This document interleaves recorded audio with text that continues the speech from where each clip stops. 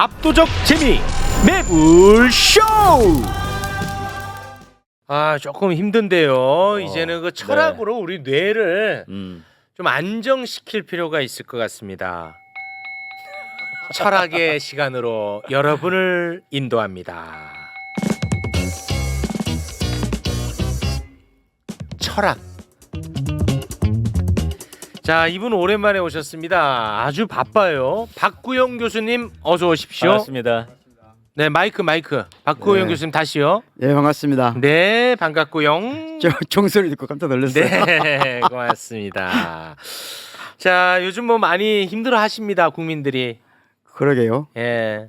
조금 근데 좀 약간 진짜 심각해요. 불안하죠. 예, 심각해요, 근데. 불안한데 방금 그 쭉 말씀하신 거 들었는데 과연 그런 일이 있을까? 이런 생각 하잖아요. 네. 네, 다 그렇게 생각하고 또 그런 일이 없길 바라죠. 네. 그런데 사실은 이건 구조의 문제인가 사람의 문제인가? 이제 사람의 문제는 우리가 짐작할 수가 없고 네. 구조의 문제인데 쉽게 말하자면 그런 비상계엄이라든가 그와 유사한 사태가 벌어지는 구조는 뭐냐면 균형이 깨졌을 때거든요. 균형이 깨진다는 건 무슨 말하냐면 좌우 다시 말하면 대통령과 대통령을 지지하는 세력과 그렇지 않은 세력이 균형을 유지할 때 또는 적어도 지금 약간 대통령의 지지율이 떨어지더라도 정권 재창출을 할 수 있는 가능성이 열려 있을 때 그때는 이런 비상사태가 이루어지지 않아요. 항상 그렇지만 네. 비상 상황은 언제 벌어지냐면 그 균형이 깨졌을 때거든요. 네. 밸런스가 깨지고 그것을 극복할 수 있는 힘이 없을 때 없으면 다른 방법을 적극적으로 찾게 구하거나 되지. 소극적으로 찾게 돼 있거든요. 예. 그럼 관련 참모들은 관련된 모든 가능성을 다 검토하게 돼 있습니다. 뭐 그렇겠죠. 그러니까 위험하다는 거거든요. 네. 그리고 불안한 것이고 그런 걸 조금이라도 경험한 사람들 입장에 봤을 때는 그런 구조가 깨지고 있다. 그런 맥락에서는 한동훈 대표가 좀 잘했으면 좋겠다는 생각이 들어요. 아, 한동훈 대표가 왜 그러냐면 한동훈 대표가 어느 정도 희망을 크게 주면 이런 균형이 유지되거든요. 아, 미래 권력이 미래 될 수 권력이 있다. 있으면 그러면 그 여당 내에서 그걸 자제시킬 수 있는 힘이 생겨요. 그렇겠죠. 그런데 한동훈 대표가 지금 하고 있는 최근의 정치적 역량이 네. 좀 부족하다는 게 많이 보이잖아요. 제가 볼 땐 저보다도 힘이 없는 것 많이 같아요. 그러다 예. 보면 문제가 뭐냐면 미래 권력에 대한 희망이 사라지면 없어. 이런 위험이 굉장히 커지는 거거든요. 균형이 깨지기 때문에 네. 사실은 지금 오늘 뭐 국기문란 그런 얘기 했던데 본인이 지금 힘이 없어서 생겨난 문제예요. 네. 본인이 적어도 국힘에 희망이 되지 못하면 네. 그렇다고 국힘이 지금 한동훈을 대체할 수 있는 다른 뭐 나오지도 못하거든요. 아, 현재로서. 현재로서는 상당 기간 동안 네. 한동훈 대표 어느 정도 희망을 줘야 되는데 그게 국가로 봐서도 좋거든요. 국가로 봐서도 전체적으로 좋거든요. 그런데 아. 지금 본인의 역량이 희망을 못 주기 때문에 네, 저보다. 그렇기 때문에 시민들 입장에 보면 이 균형추가 대통령의 또 지지도가 떨어지고 미래 권력에 대한 희망도 없고 그러면 파열음이 생기고 그 파열음을 적극적으로 관리할 수 있는 힘이 없으면 검토를 하겠죠. 그러니까 불안한 거 아니겠어요?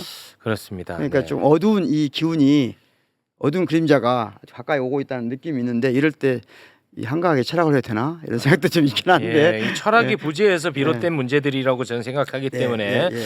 그래서 오늘은 어떤 네. 내용 준비해 오셨습니까? 사실은 제가 독일 연구여행 또 떠나고 그럴 때 연구한다는 게 영구 전쟁 모델 또는 평화 모델 이런 걸 연구한다는 얘기 기억나신가요? 네, 전쟁과 평화. 전쟁과 평화의 모델인데 일단 가장 기본적으로는 지금 권력이라고 하는 것은 누구를 살릴 수 있는 권력도 있고 누구를 죽게 하는 권력이 있거든요. 누구를 살릴 수 있는 권력이라 하면 뭐 네. 의료, 복지 뭐 이런 걸 얘기하는 거예요? 그렇죠. 아. 누군가를 도와주고 국민을 살리는 데서 힘을 쏟고 살렸을 때 기쁨을 느끼는 거. 살아있는 걸 봤을 때 흥분하고 살리는 걸 볼 때 흥분하고 이런 게 이제 좋은 의미에서 바이오필리아. 바이오필리아라고 네, 해요? 생명을 사랑하는 충동, 성향을 가진 사람들이죠. 바이오필리아. 네, 그런데 국민이 지금 살리는 문제는 중요한 게 아니고 내가 원하는 걸 하지 않아? 응징해야 되겠어. 처벌해야 되겠어. 확실히 눌러야 되겠어. 이런데 흥분을 느끼는 사람도 있어요. 이런 사람은 특히 죽어 있는 걸 봤을 때 흥분을 느끼는 거거든요. 지금인 거. 그걸 네크로필리아라고 하죠. 네크로필리아. 네크로필리아라고 합니다. 네크로필리아는 좀 그 시신애호증이라고 하는데 그건 그 도착증 특정 심리학에서는 말이고 원래 포괄적인 의미에서는 죽어 있는 것 사랑한다, 전쟁을 사랑한다, 또 누군가를 죽이는 걸 사랑한다, 억압하는 걸 사랑한다. 예를 들면 내 말 안 듣는 놈을 주먹으로 누렀을 때 흥분을 느끼는 거예요. 다 거기서 오는 말입니다. 응징하고 원래 그런데. 응징하고 처벌하고 그러니까 원래 그래서 검찰이나 군인이 정치를 해서는 안 된다는 이유가 아. 이분들은 주로 바이오필리아가 없어요. 직업적으로. 그러면 바이오필리아를 하면 안 돼. 그리고 그렇죠. 그러면 직업상 안 맞거든요. 안 맞지. 그러니까 그래서 정치는 그분들이 하면 위험한 거예요. 그렇구나. 네. 그러니까 지금 정치도 바이오필리아가 발달된 게 아니라 네크로필리아가 발달된 분들이 정치를 하기 때문에 항상 이분들의 관심이 뭐냐면요. 누군가 잘못을 지적하는 거예요. 지적, 응징, 처벌, 규제. 안 되면 전쟁인 거예요. 그러네. 안 되면 전쟁인 거죠. 이게 심각하다. 그래서 이건 이 성향은 쉽게 바뀌지가 않아요. 안 바뀌어. 이거 바뀌려면 방법이 뭐냐면은 방법은 유일하게 그렇거든요. 내가 네크로필리아를 줄일 수가 없어요. 네크로필리아와 바이오필리아는 제로성격을 벌치거든요. 아, 제로섬이에요? 이거 에리시 프롬의 얘기입니다. 사회심리학자. 그러니까 내가 네크로필리아를 군인이나 검찰로 오래 생활했으면 그걸 네크로필리아를 줄일 수 있는 방법은 뭐냐면 뭔가 창조적인 것을 하는 거예요. 새로운 거, 누군가의 생명을 북돋아 주는 거, 즐거운 일 이런 걸 해야 되거든요. 그런데 이분들이 지금 그걸 안 하잖아요. 더군다나. 그러니까 점점 네크로필리아가 점점 커질 수 위험성이 커진다는 거죠. 점점. 권력을 잡으면 더 커지겠지. 더 커지겠죠. 네. 그러니까 상당히 불안한데 그런 와중에 제가 또 일본을 갔다 왔어요. 최근에 일본을 갔다 왔는데 일본을 가서 스시가 맛있죠. 8.15가 얼마 전이었는데 스시가 아주 그냥 입에 쩍쩍 붙나 보군요. 네. 아니 근데 제가 핵을 먹은 생선을 먹었기 때문에 핵 생선 스시라고 그렇게 맛있지 않았어요. 네네네 알겠습니다. 네. 너무 놀라지 마시고요. 네. 당황했습니다. 네네네. 제가 일본 가서 다른 이제 연구도 있었지만 평화의 모델을 찾는 거거든요. 평화의 모델. 그러니까 일본과 우리가 네크로필리아가 발전된 사람들은 계속해서 침략을 정당화하는 방식으로 하려고 그래요. 일본 구가 그렇듯이. 그렇지. 그러니까 전쟁 모델의 기본이거든요. 그런데 그게 아니라 일본과 한국 간에 평화 모델은 없을까? 평화라는 모델은 없을까? 그걸 찾아봐야 되겠다. 해서 우선 가고 있는 도중에 큰 사건이 하나 벌어졌잖아요. 뭐예요? 도쿄 국제호가 우승을 했잖아요. 오시엔. 오시엔 우승을 했잖아요. 그래서 일단 거기가 너무 흥미로운 거예요. 그래서 가봤어요, 제가. 그래서 가서 조금 갔는데 일단 사진을 한번 제가 증거로 가져왔습니다. 네. 보이죠? 살이 좀 쪘는데. 저 학교예요? 네. 정문인데 정문이 닫혀 있어요. 정문이 닫혀 있고 보시면 놀라운 건 플래카드 하나가 없어요. 왜? 이번에 우승은 정말 어마어마한 일인데. 어마어마한 우승이잖아요. 네. 그러면 주변이 난리 나야 되거든요. 하나도 없어요. 왜? 혐한 정서 때문에 그런 거 아니야? 문이 닫혀 있습니다. 그리고 굳게 닫혀 있어. 그런데 제가 우연히 어떻게 들어가는지 말씀드릴 수 없고 우연히 저는 들어가게 됐어요. 아내를 들어가서 보니까 놀라운 것도 뭐냐? 야구장에 똑같이 제가 고등학교를 야구부가 있는 고등학교를 다녔거든요. 네. 전주에서 고등학교를 다녔는데 전주고등학교 야구 훈련하는 걸 많이 봤어요. 제가 다녔던 고등학교의 한 반 3분의 1 정도 되는 야구장에서 지금 연습하고 있는 거예요. 학생들 연습하고 있는데 평상시하고 아무 차이가 없어요. 우승을 했는데. 네. 우승한 지 며칠 안 됐는데 지금. 근데 원래 훈련할 때는 그런 거 아니에요? 아니 그렇지 않죠. 제가 지금 어마어마한 우승했어요. 역사의 기록이 나올 만큼 어마어마한 우승을 했으면 조금 널널하죠. 연습을 안 하거나 널널하죠. 일반적인 사례에 비춰보면 지금 하루 이틀밖에 안 지났다니까요. 그런데 그러니까 하루 지나고 가셨대. 이틀. 어제 간 게 아니고. 그런데 혹시 안 믿을까봐 제가 들어간 사진도 가져왔어요. 제가 보고 있죠. 어제 간 게 아닙니다. 우승하고 바로 간 겁니다. 이때 제가 놀란 건 뭐냐면 이 학생들한테는 지금 일상이 비상 상황이라는 느낌이 있었어요. 일상이 비상 상황이다? 네, 항상 누군가를 염두에 둬야 된다. 누군가를 염두에 두어야 된다? 그러니까 야구를 할 때도 누군가 이 공이 어디로 날아가는지 염려해야 돼요. 주변 마을에 작다 보니까. 뭔 소리예요? 그러니까 예를 들자면 여기 국제고 학생들이 공중 홈런을 잘 못 치고 땅볼을 많이 친다잖아요. 땅볼 연습을 주로 많이 하고 왜냐하면 멀리 치면 이웃 마을에 피해가 오기 때문에 피해 가니까. 그런 의식이 굉장히 강했던 것 같아요.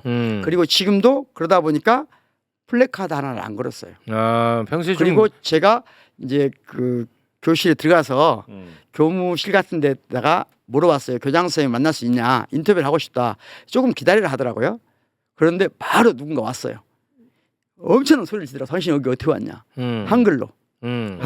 우리말로. 매부실 네. 보신대요? 그게 아닌데 막 화를 내는 거예요. 지금- 들어오면 안 되는데 화를 못 들어오게 되는데 왜 차단되는데 왜 들어왔냐? 어떻게 들어왔냐? 막 그래. 어. 당장 나가야 된다는 거야. 당장 나가야 된다면서 차를 태워 저를 강제로. 왜 이렇게 밖으로. 폐쇄적이야? 예. 그래서 이제 제가 차 타고 가면서 물어봤죠. 예. 아무튼 그 다음 사진 한두 장 볼게요. 제가 안에서 찍은 사진이거든요. 네. 저렇게 교실 안에다가 축하란을 받아서 화분이라 이렇게 받아서 쭉 나열해놨더라고요. 아, 네. 몰래 자기들끼리만 축하하는 예, 그러니까 분위기. 꽤 유명한 사람들, 꽤 유명한 야구 선수, 꽤 유명한 정부 인사들을 보냈어요. 그런데 조용히 한쪽에다가 복도에다 쭉 세워놓기만 했어요. 네, 이제 답을 말씀하셔야죠. 뭔가 네. 하다 화려한데 예쁘긴 하더라고요. 근데 네. 또 그 다음 장에 사진 한번 보시겠어요? 사진 한번 보시면 그 안에 바로 교실 안에 이런 보니까 뭐가 있어요? 그 교과. 유명한 교과 이번에 불렀던 교과도 네. 교과도 있고 그러는데 더 저한테 좀 흥미로웠던 것은 거기 교과만큼 교육 목표가 있더라고요. 저 왼쪽에 보면 교육 목표 보이죠? 네. 교육 목표가 뭐라고 되냐면 자존 연마 공생이에요. 자존 연마 공생인데 여기서 왜 이 말을 제가 이 국제국으로 가서 느낀 건 뭐냐면 첫째는 그 저를 차에 태워서 교원 밖에다 데려다 준 그 선생님이 누군지는 몰라요. 근데 한국말을 굉장히 잘하는 한국 사람하고 거의 비슷하게 말하시는 그분이 뭐라고 하냐면 지금 아마 우리나라에서 그대로 기사가 안 나오잖아요. 네. 기사 안 나온 이유가 많은 연락이 왔지만 차단하고 있다. 안 받는다. 이유는 뭐냐? 안정화될 때까지 우리는 외부 세계와 접촉하지 않겠다. 왜 그럼 이제 답을 말씀하실 시간이 없어요. 네. 그러니까 짐작할 수밖에 없죠. 그러니까 다른 말로 하면 혐한 관련해서 많은 공격이 있다 보니까 더군다나 한국 사람들이 오면 더 커질까봐. 그리고 한국 이슈화되는 걸 네. 원하지 않는 그리고 거군요. 한국 미디어들이 접근할 때 네. 항상 방식이 뭐냐면 여기 한국 사람 몇 명 있는가, 한국인이 무슨 역할을 하는가 여기에만 관심이 많거든요. 한국 주도적으로만 생각한단 말이죠. 그렇지. 그리고 그런 것에 대해서 위험성을 알고 있기 때문에 들어오지 마라. 안정화될 때까지. 안정화가 뭘까? 그래서 저는 이제 이분들이 우리 한국인이 별로 없다는 것에 대해서 아쉬워하는 한국 사람들이 많은 것 같아요. 맞아요. 예, 근데 저는 그건 잘못된 생각이라고 봅니다. 그러니까 기본적으로 방금 제가 교과도 보여드리고 교육 목표도 보여드렸지만 다 한국어로 돼 있어요. 한국어로 돼 있는데 일본 학생이 많이 와서 공부하면 더 좋은 거 아니에요? 그러네. 더 좋은 평화 모델이라고 생각해야지. 그러네. 우리 학생이 적으니까 한국말 쓰는 한국 거 피를 가진 사람이 적으니까 관심 없다. 이게 잘못됐다는 거예요. 그러네. 잘못된 태도라는 거죠. 맞네. 그래서 오히려 한국의 정신과 일본의 문화가 또는 한국의 정신 문화와 일본 사람이 만나는 공존 평화 모델이다. 그럼에도 불구하고 특히 혐오 세력이 계속 공격을 하는데 그래도 일본의 시민사회가 대부분은 그렇지 않다는 거예요. 제가 느끼기에. 그래요? 대부분은 그러니까 혐오 세력은 아주 작아요. 맞아요. 대부분의 사람들은 그렇지 커 않고 보일 뿐이지. 그렇죠.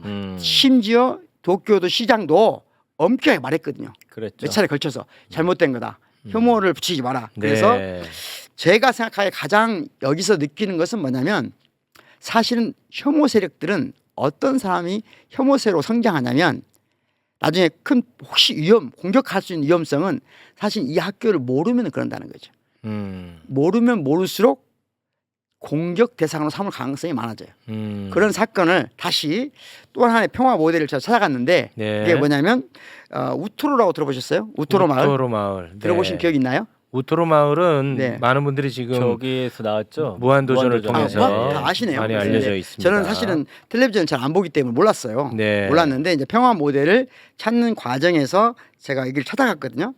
그리고 이제 우토로 마을은 조금만 간단히 설명드리면 그러니까 우리 일본이 경술국치 이후에 여러 가지 이제 과정이 있었는데 네. 그 과정 위에서 우리나라 사람들이 일본으로 강제적으로 징용을 끌려간 경우도 있고 네. 또는 비강제적으로 간 경우도 있고 반강제적으로 간 경우도 있어요. 네. 근데 우토로 비행장은 대체적으로는 강제로 간 경우는 거의 없는 것으로 알려져 있어요. 강제로 간 경우는 없지만 어떤 경우 때문에 가게 되냐면은 예를 들면 여기 비행장을 건설하는 거잖아요. 전쟁을 위해서.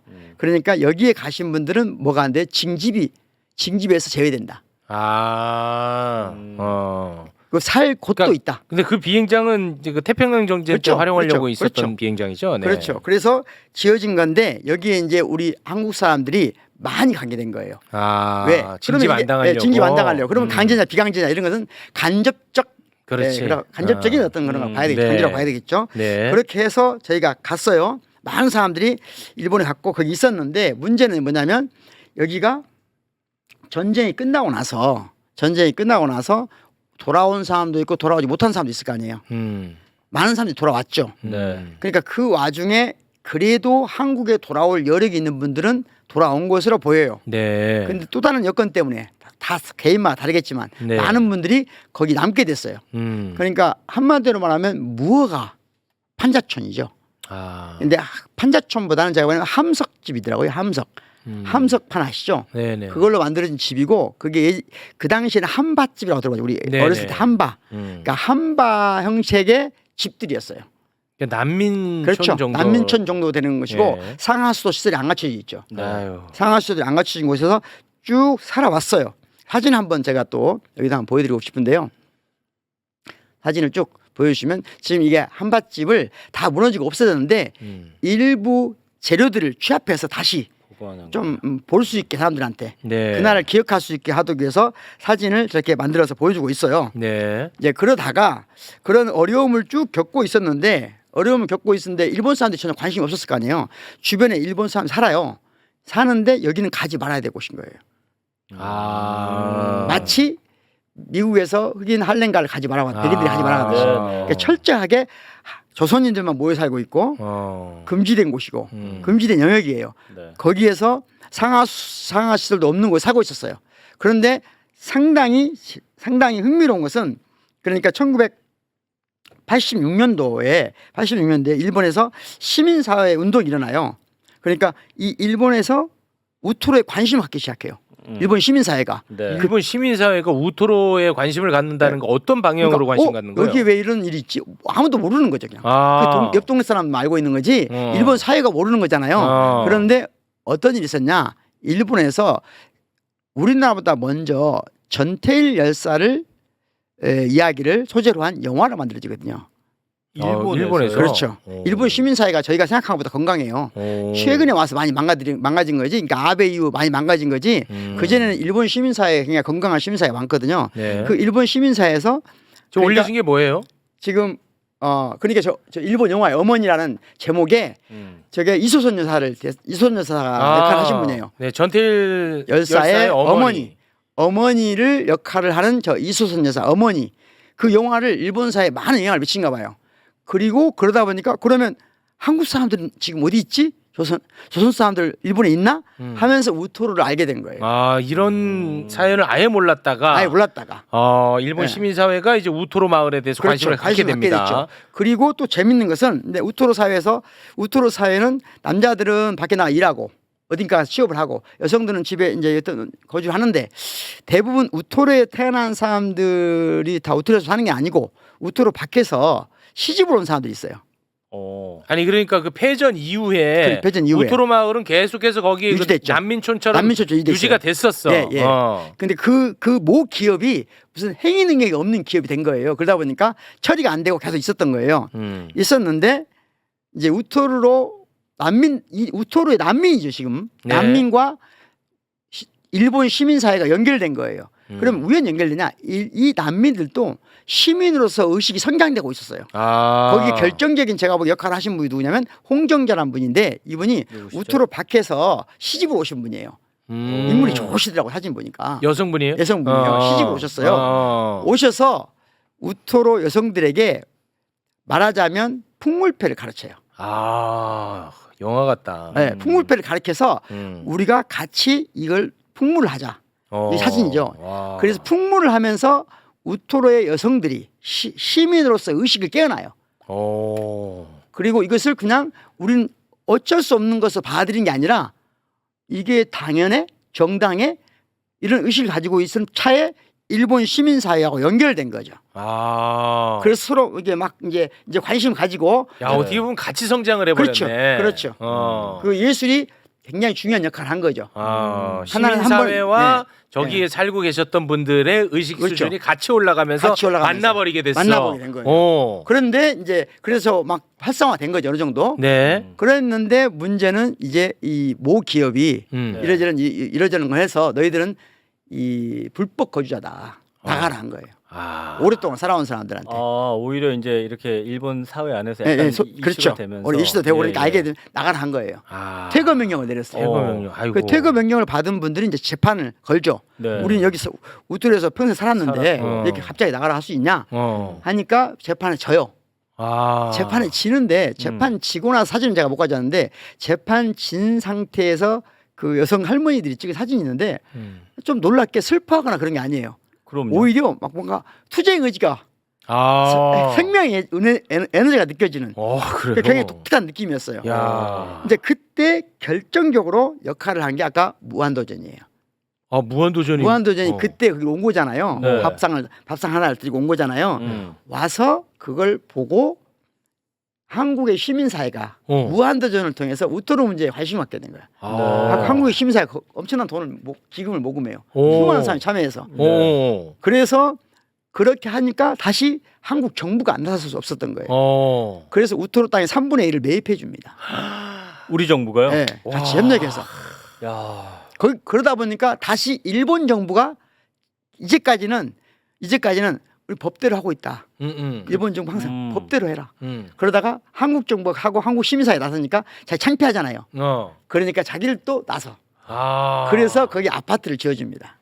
와, 그 주민들한테 아파트를 지어줘요. 네, 아파트를 지어줘요. 오. 그러니까 야, 이거 진짜 평화 모델이네. 그렇죠. 그러니까 어떻게 보면 처음에 어머니라는 일본 시민사회가 어머니라는 영화를 통해서 이게 우토로의 난민과 연결되고 풍문을 통해서 우토로 난민이 시민이 되고 그 시민과 시민이 만나고 그러다가 무한도전이라는 이 예능 프로그램을 통해서 일본의 시민사회와 한국의 시민사회가 만나고 그걸 통해서 한국의 시민사회와 정부가 협력을 하고 한국의 정부와 일본 정부가 협력을 해서 가장 이상적인 방식으로 문제를 해결한 거죠. 너무 아름다운 가장 아름다운 모델이다. 평화 모델이죠.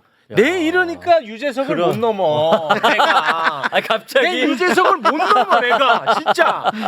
와 진짜 너무 아름다운 아름다운 모델이다. 얘기죠. 자 그런데 이렇게 일이 잘 진행되고 있고 평화 기념관 그 혹시 그 사진도 있어요. 사진이 있어요. 그 사진 한번 봅시다 그러면. 사진도 그 사진 보여줘 보세요. 잠깐 설명 드릴 테니까요. 아니 그 지어줬다는 그 집이 있을 거 아닙니까? 아파트. 아파트. 네. 아파트 사진 일부러 제가 안 가져왔는데. 그게 그냥 일본 사회의 평범한 아파트예요. 아주 깔끔해요. 예. 아주 깔끔한 아파트인데 이제 그게 문제가 뭐냐면 평화 기념관을 짓게 됐어요. 옆에다가 한국 정부가 한국 시민사회가 모아진 돈으로 일본 사회, 한국 사회가 모두 협력해서 평화 기념관을 짓는 거예요. 그런데 갑자기 방화 사건이 일어나요. 방화 사건이? 모든 아름답게 지내고 있는데 뭐야 또 보시는 건데. 아니 또 좋다 말았네. 괜히 좋아해. 난 끝난 줄 알았더니 스토리가 뭐야? 이거 무슨 사건이에요? 그러니까 2021년에 일본 젊은 청년이 나는 조선인이 싫다 하고 방화를 해요. 이건 진짜. 그래가지고 7채가 불타고 또 더 중요한 것은 이렇게 불타고 여기에 그동안 여러 가지 기록물 이 투쟁해온 기록물을 넣어놨어요. 거기다가 탔어요. 이제 평화박물관 만들어지면 거기다 넣으려고 타버렸어. 기록물들이. 그런데 여기서 우리가 깨달아야 될 게 뭐냐면 이 일본 청년이 살면서 한국인이나 조선 사람을 단 한 번도 만난 적이 없다는 거예요. 단 한 번도.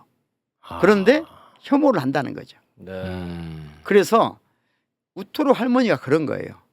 우리가 함께 모여있는 자리에 한 번이라도 왔다면 이 청년의 인생이 망치지 않았을 텐데 결국 이 청년도 전역 4년을 선고받았거든요. 이 청년이 청년 인생을 그 와중에 걱정하셔? 네, 그러면서 우리를 알았더라면 그러니까 모르니까 혐오가 생긴다. 사실 이 사건은 뭐가 중요하냐면요.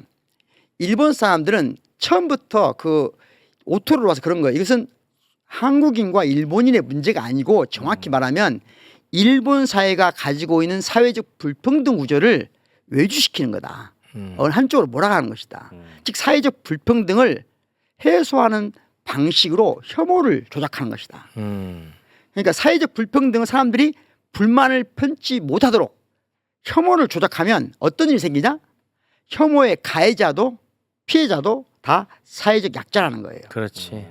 예를 들어서 우리가 사회적 불평등이나 불만을 혐오로 만들어내잖아요. 남녀간의 혐오로 만들어내잖아요. 그러면 가장 어찌 보면 사회적으로 약자층에 속하는 남자가 네. 가장 약한 여자에게 폭력을 행사하는 거거든요. 맞아. 여기서 깨달은 게 가장 중요한 문제예요. 네. 그래서 정치인이란 어떤 경우에도 사회적 불평등을 즉 혐오의 문제로 이끌어가서는 안 되는 거예요. 근데 그게 제일 편해. 이준석 씨 같은 사람이 그래서 문제인 거예요. 아 또 갑자기 항상. 특정인. 예전에 그랬잖아요. 깜짝 놀랐네. 네, 갑자기. 왜 특정인을 또 얘기합니까? 원래 그랬으니까. 아이, 지난번에. 네. 그래서 이건 굉장히 중요한데 여기서 이제 우리가 한번 생각해 볼 만한 평화 모델은 분명 평화 모델이잖아요. 굉장히 아름다운 평화 모델인데 그래서 여기서 저는 이제 예술이 굉장히 중요한 역할을 할 수 있다. 평화 모델에 시민들이 의식이 성장하는데도 예술이 굉장히 중요한 역할을 했다. 그런데 여기 재밌는 게 있어요. 사진을 한번 보여주면 좋겠는데 그 일본의 당시에 일본에서 막 이제 해방된 뒤로 얼마 안 됐을 때 가장 어려울 때 이 우토로 가장 어려울 때 학교도 있었습니다. 학교 사진이에요. 네. 이때 학생들 다른 여러 가지 사진이 있는데 보고 저는 깜짝 놀랐어요. 왜요? 가장 특이한 게 뭡니까? 헤어스타일. 최욱 씨 어때요 느낌이? 이 가장 어려운 환경에서 네. 지금 가장 어려운 환경에서 그 폐쇄된 곳에서 네. 공부하는 우토르의 학생들이에요. 네. 학생들이. 제가 깜짝 놀란 건데 이 사진을 보면 학생들이 너무 예뻐요. 아 그게 아니 다른 사진도 그래요. 아니 이게 아니, 너무- 뭐야? 이게 무슨 갑자기 말이냐면 철학자가 아니 뭐 하는 이게 거예요? 무슨 말이냐면요. 예. 아니 그건 중요한 말이에요. 철학적으로. 이 사진 작가가 그 우토르 안에 있는 젊은 남자인데 지금 빨리 돌아가셨던데 이분이 이 사진 속에는 굉장한 애정이 담겨 있어요. 그러니까 자기가 아무리 열악한 곳에 살아도 사람들은 자기가 사는 삶의 터전 자체를 공동의 연대의식이 있으면 그렇게 무시하지 않아요. 네. 그런 걸 이분이 찍은 사진이 많아요. 음. 그런데 우토르의 그 가장 어려운 환경에서도 사람들의 모든 얼굴이 환하고 예쁘고 좋습니다. 그건 굉장히 많은 걸 내포하는 거죠. 우리는 우토르 사람들이 불행했을 거라고 착각하면 안 돼요. 열악한 환경에서도 아까 그 우토르로 시집 온 분이 시집 왔던 홍경 여성 한 말이에요. 내가 처음으로 여기 시집 와서 그러니까 이제 살던 데는 훨씬 좋았대요. 그런데 거기서는 모든 말을 할 때 내 말을 옆 사람이 어떻게 듣는지 신경 써야 돼. 내가 한국인이라고 해야 될까 말아야 될까. 나는 그냥 일본인 척 할까 말까 매번 신경 써야 되는데 네. 이 우토르 마을에서는 그럴 필요가 없었다. 처음으로 내가 사람다움을 느꼈다. 아무 열악해도 화장실도 없어도. 네. 그래서 이 사진은 사실은 많은 걸 철학적으로 내포하고 있다. 할 수 있는 이 사진뿐만 아니라 이때 찍은 많은 사진들이 다큐 형식의 내용적인 함축이 굉장히 많다라는 네. 생각을 들어서 짧지만 보여드리고요. 마지막으로 여기 우토르에서 아까 그 열악한 환경이잖아요. 아주 열악한 환경인데도 불구하고 제가 깜짝 놀란 것은 이 작은 동네에도 한국인들이 있는 곳에는 항상 광장이 있다는 걸 느꼈어요. 와. 광장을 만들었다. 오. 네, 이렇게. 정말 대단하네. 네. 그러니까 가장 어려운 환경에서도 여기 모여서 같이 고민하고 상의하고 허허, 참. 음식도 나눠 먹고 같이 노래 부르고 이런 거 많이 하셨더라고요. 와 그래요. 네, 그 아름다움이죠. 저는 그 일본 사회에 갈 때 항상 그걸 보거든요. 일본에는 저런 이 광장하고 과시적 공론장으로서 광장은 달라요. 과시적이란 무슨 말이냐면 권력자가 자기를 과시하기 위해서 만든 광장하고 네. 시민 개개인이 의견과 의지를 모으고 놀이와 문화를 즐기는 곳으로서 광장은 완전히 다른 거거든요. 네. 그런데 한국인들은 마당 문화가 있잖아요. 네. 그래서 한국인들의 광장은 권력자가 자신을 과시하는 광장이 아니에요. 그러다 보니까 생활이 있는 곳에 광장이 있다. 그게 저는 대한민국 민주주의가 다른 어디보다도 이 열악한 환경에서도 빠르게 성장할 수 있는 터가 있다. 네. 그리고 지금도 그 광장이 있기 때문에 제가 보기에는 윤석열 정권에서 아무리 뭔가를 하려고 해도 예, 우리 마음속에 있는 광장이 그걸 막을 수 있다. 희망이 있다. 네. 있다. 그 알겠습니다. 희망이 네. 가능성을 봤고요. 원래 더 많이 하고 싶은 얘기는 네. 사실은 지금 현 정권의 뿌리라고 할 수 있는 유라이트의 세계관에 대해서 좀 철학적으로 분석할까 했는데 최욱 씨 눈빛을 보니까 네. 광장에서 멈춰야 될 것 같아요. 광장에서 멈춰야 돼요. 멈춰야 될 것 같은 느낌이 광장에서 들었습니다. 멈추고 네. 뉴라이트는 다음에 또 때려 기회가 잡도록 되면, 하겠습니다. 네. 다음에 기회가 되면 철학적으로 오늘 좋네. 우리가 한일 관계에서 평화 모델이 있다라는 사실은 저는 몰랐습니다. 네. 그러니까. 그게 존재하고 가능하다. 그렇죠. 와, 나 거기 유재석이 있다. 예능의 힘이 얼마나 대단했느냐. 네. 나 유재석 이래서 못 넘어선다. 이런 한계를 봤습니다. 나는 그건 관심 없는데 그래 개인 관심사야. 그렇죠. 언제 본인 간사고 또 열심히 해야 될 것 같아. 아니 근데 내가. 그러니까 우리가 일본과의 관계를 시민들은 평화 모델로 만들어 가야 되거든요. 그렇지. 지금 일부 정치인들이 네. 적대 모델로 만들어 가는 그거 안 거거든요. 돼. 그러네요. 평화 모델을 계속 발굴하고 찾아내야 됩니다. 네. 그래서 너무 평화 좋았어. 모델 찾아가야 되고 그 평화 모델의 마지막에는 광장이 있다. 네. 그리고 알겠습니다. 우토로 마을을 대하는 그때 당시 이제 정부의 어떤 네. 입장과 지금 이제 사도광산을 대하는 그렇죠. 많이 다르죠. 입장이 굉장히 다르다는 것도 네. 또 대비가 되네요. 네, 그렇지만 교토 시장이 국제고에 대한 혐오에 대해서 맹렬하게 비판하고 확실하게 태도를 취하고 또 교토 시민들이 이건 그냥 조선직 학교가 아니가 우리 네. 일본이 있고 교토의 문제다라고 보는 것 이런 태도들도 일본도 건강한 사람이 많다. 그리고 그 건강한 사람들과 한국의 건강한 사람들이 평화 공존 모델을 만들어 가야 된다. 네. 네. 알겠습니다. 뭐야 우토로 마을 대관하라는 놈은 뭐야? 뭐만 나오면 대관이야. 나 진짜 그 대관이 지금 가능해? 대관으로 될 문제가 아니야. 이 영향력을 키워서 이 맞아요. 키워진 나의 영향력으로 음. 어떻게 하면 우리 사회를 좀 밝게 만들 수 있을지를 고민해야 돼. 그래서 사실은 지금 이제 그 한국의 예술가들하고 일본의 예술가들하고 유럽, 독일의 특히 예술가들이 모여서 이 우토루 기념관에서 네. 우토루 마을에서 내년 10월 정도에 큰 예술 행사 같은 걸 합니다. 네. 예술 행사를 또 해. 네. 그것도 많이 계속 이걸 하면서 확장시켜야 되겠죠. 네, 알겠습니다. 자, 그럼 오늘은 여기에서 마무리 짓도록 하겠습니다. 오랜만에 함께 해주셨던 박구용 선생님 대단히 고맙습니다. 고맙습니다. 감사합니다. 네, 감사합니다. 고맙습니다.